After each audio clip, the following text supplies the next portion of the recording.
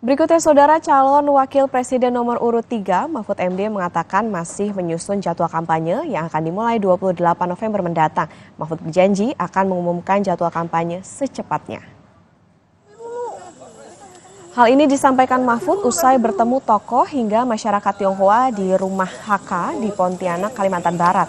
Mahfud menjelaskan jadwal kampanye Capres-Cawapres nomor urut 3 Ganjar Mahfud masih dalam proses penyusunan.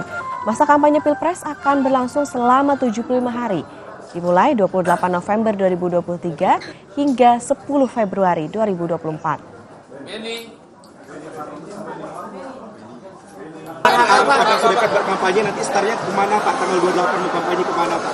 Oh, masih disusun sekarang. Nanti akan diumumkan.